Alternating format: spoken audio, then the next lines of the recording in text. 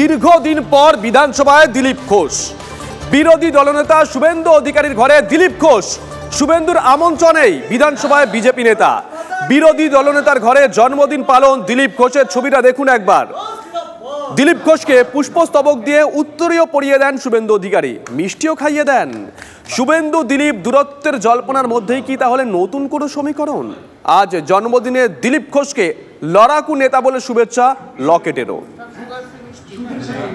সৌরভ গুহ আমাদের সঙ্গে রয়েছেন, আমাদের সহকর্মী। সৌরভ, যতদূর মনে পড়ছে এর আগে দিলীপ ঘোষ কয়েকদিন আগে বিধানসভায় গেছিলেন, কোনো নেতা ছিলেন না, কারোর সঙ্গে দেখা হয়নি, রিপোর্টারদের সঙ্গে কথা বলেন, জানিয়েছিলেন যে তার পেনশন সংক্রান্ত একটি বিষয় তিনি বিধানসভায় গেছিলেন কোনো একটা দরকারে। তারপরের ছবিটাই এই রকম, শুভেন্দু অধিকারীর আমন্ত্রণে যাওয়া এবং শুভেন্দু অধিকারী মিষ্টিমুখ করিয়ে দিচ্ছেন দিলীপ ঘোষকে। যারা তোমরা সাংবাদিকতা করো বা রাজনীতিতে যারা চর্চা করেন তারা অন্তত এটা জানেন যে শুভেন্দু বাবু দিলীপ বাবুর মধ্যে রাজনৈতিক সম্পর্কটা কি। ছবিটা বিরাট ছবি। সৌরভ,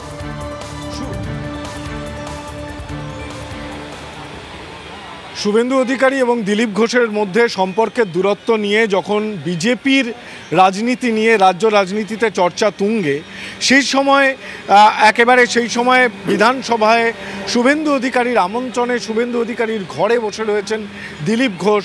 তার আজকে অফিসিয়াল জন্মদিন এবং জন্মদিনের শুভেচ্ছা জানিয়েছেন দিলীপ ঘোষ। নিঃসন্দেহে এটা তো অবশ্যই একটা গুরুত্বের দাবি রাখে। ঠিক সেই সময়ে যেই সময়ে দাঁড়িয়ে সুকান্ত শুভেন্দু দিলীপ বিভাজন নিয়ে বারংবার বঙ্গ রাজনীতিতে আলোচনা হচ্ছে এবং এই অনৈক্য, এই গোষ্ঠীদ্বন্দ্বের জেরে বিজেপি তার পুরনো যে ফলাফল, পুরনো যে অর্জন, সেই অর্জনকে ধরে রাখতে পারছে না, তাদের নম্বর কমছে, সংগঠন দিশেহারা, এই নিয়ে যখন আলোচনা তুঙ্গে এবং তার প্রতিফলন পাওয়া যাচ্ছে প্রতিটি কাজে, সে সময় দাঁড়িয়ে জন্মদিনে দিলীপ ঘোষকে আমন্ত্রণ জানানো এবং সেই আমন্ত্রণে সাড়া দিয়ে দিলীপ ঘোষ তিনি শুভেন্দু অধিকারীর ঘরে এসেছেন এবং তাকে শুভেচ্ছা জানাচ্ছেন। নিঃসন্দেহে এটা সৌজন্যেই আটকে থাকে নাকি ফলিত রাজনীতিতে বিজেপির অন্দরে কোনো নতুন সমীকরণ, ঐক্যের সমীকরণ দেখা যায়, এটা নিঃসন্দেহে একটা গুরুত্বপূর্ণ দিক। তার কারণ মনে রাখতে হবে যে দিলীপ ঘোষ এর আগে যখন তিনি মুখ খুলেছিলেন, আপাতত তিনি মৌনব্রত অবলম্বন করছেন পার্টির নির্দেশে, কিন্তু যখন তিনি মুখ খুলেছিলেন ভোটের পরে, সে সময় কিন্তু ইঙ্গিত করেছিলেন নাম না করে শুভেন্দু অধিকারী এবং সুকান্ত মজুমদার, অর্থাৎ বিরোধী দলনেতা এবং সভাপতি, তাদের দিকেই। সুতরাং সেই শুভেন্দু অধিকারীর আমন্ত্রণে আজকে বিধানসভায় এসেছেন দিলীপ ঘোষ। এই সৌজন্য সাক্ষাৎ কতটা রাজনীতির অঙ্ককে গড়ায়, নিঃসন্দেহে সেদিকে তাকিয়ে থাকবে রাজনৈতিক মহল। সঙ্গে থাকো সৌরভ। টেলিফোনে আমরা যোগাযোগ করেছি তৃণমূল কংগ্রেস মুখপাত্র অরূপ চক্রবর্তীর সঙ্গে। অরূপদা, শুভজিৎ রয়েছি। আপনারা তো বিভিন্ন সময় বলেন বিভিন্ন প্রসঙ্গে যে ও কি দিলীপ বিজেপি না শুভেন্দু বিজেপি না অন্য বিজেপি, কিন্তু আজকে তো গোটা বিজেপি এক জায়গাতে। না, আমি স্বাভাবিক, হেরোরা সব এক জায়গাতে আসবে। যে হারিয়েছে সেও যেখানে, যাকে হারিয়েছে সেও সেখানে। আমার শুধু সরল মনে একটাই প্রশ্ন, দেখবেন ফেসবুকে দুটো পেজ চলছে, আমরা শুভেন্দুদার সৈনিক, আমরা দিলীপদার সৈনিক।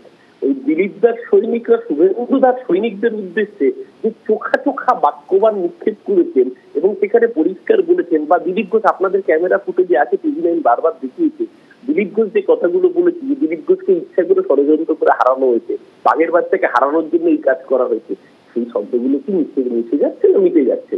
আসলে কি হয়, হাতি এখন মানে ওই ইয়েতে পড়েছে আর কি, ঘোলা জলে কাদার মধ্যে পড়ে আটকে গিয়েছে। এবার হাতি যখন আটকে গিয়েছে তখন স্বাভাবিকভাবেই হাতির অবস্থা খারাপ। এবার 4-5 থেকে বাক্যবান আসছে, এখন ওঠার জন্য সবাই মিলে একসাথে আয়, তবে সহচরী হাতে হাতে ধরি ধরি, লাভ নেই চলবে। অরূপদা, আপনার কি মনে হয় আপনি যে দুটো পেজের কথা বললেন আজকের পর থেকে ওই দুটো পেজে কিছু লেখা হবে? আমরা তো দেখতে চাই কি লেখা হয় আগামী দিন। আমাদের কাছে সব পেজের স্ক্রিনশট গুলো রাখা আছে। আগামী দিন লেখা হোক বা না হোক, শুনুন, সোশ্যাল মিডিয়া এমন একটা জিনিস যেটা হচ্ছে ডকুমেন্টেড জিনিস। আজকে এই ডকুমেন্টেশন গুলো তো মুছে যাবে না, সেই স্ক্রিনশট গুলো তো থেকে যাবে, সেগুলো আপনাদের কাছেও থাকবে, আমাদের কাছেও থাকবে। আমরা বারবার করে দেখবো যে শুভেন্দু আর দিলীপের এই যে প্রেম, এই প্রেম তো আমরা দেখেছিলাম 2015 সালে যখন শুভেন্দু তৃণমূলে আর দিলীপ ঘোষ বিজেপিতে। এই দিলীপ ঘোষ নারদার ভিডিও বেরোনোর আগেই দিলীপ ঘোষ গিয়ে বলেছিল যে সারদার তোলাবাজ, এই হলদিয়ার তোলাবাজ শুভেন্দু অধিকারীকে গ্রেফতার করুন। তার প্রতিদানে শুভেন্দু অধিকারী ওকে এনআরসি করে মেদিনীপুর থেকে সরিয়ে বর্ধমান দুর্গাপুরে পাঠিয়ে হারিয়ে দিয়েছে। তারপরে যে বাক্যবান এসছে, এই এপিসোড সারা বাংলার মানুষ দেখেছে। এখন এখন মুখে যতই বলুক যে মেরেছিস কলসির কারা, তা বলে কি প্লেন দেবো না? দিলীপ ঘোষের হৃদয়ের ভেতরে কি আছে আপনিও জানেন না, আমিও জানি না। আগামী দিন দেখুন রাজ্য সভাপতি হওয়ার দৌড়ে কালনেমির লঙ্কা ভাগের জন্য, বাদরের পিঠে ভাগ করার জন্য বিধানসভায় গেছেন, কার ভাগে কটা পিঠে করবে আমরা মজা নিয়ে অপেক্ষা করছি। ধন্যবাদ অরূপদা। আমরা এই মুহূর্তে যে ছবি দেখাচ্ছি দেখুন, দিলীপ ঘোষ কয়েকদিন আগে বিধানসভায় গেছিলেন, কোনো বিধায়কের সঙ্গে তার সেদিনকে দেখা হয়নি। তিনি রিপোর্টারদের সঙ্গে কথা বলেন, তারপরে তিনি জানিয়েছিলেন যে তিনি তার পেনশন সংক্রান্ত একটি বিষয়ে গেছিলেন। তারপরে আজকে দিলীপ ঘোষ আবারও বিধানসভায় গেলেন এবং যেমনটা জানা যাচ্ছে শুভেন্দু অধিকারীর আমন্ত্রণেই তিনি বিধানসভায় গেছেন। শুভেন্দু অধিকারীর ঘরেই দিলীপ ঘোষের জন্মদিনের কেক কাটা হয়, মিষ্টি খাইয়ে দিচ্ছেন শুভেন্দু অধিকারী এবং তার সঙ্গে রয়েছেন অন্যান্য বিধায়করাও। দেখুন উত্তরীয় পরিয়ে দিচ্ছেন শুভেন্দু অধিকারী। এদিকে জন্মদিনের সকালে দিলীপ কুণাল সৌজন্য বিনিময়। এদিন সকালে বিধাননগরের এমপি এমএলএ আদালতে যান দিলীপ ঘোষ, সেখানেই দেখা হয় কুণাল ঘোষের সঙ্গে। দিলীপকে জন্মদিনের শুভেচ্ছা জানান কুণাল ঘোষ। ভালো থাকবেন। হ্যাঁ জন্মদিন আপনার নাম দিয়ে দিয়েছে।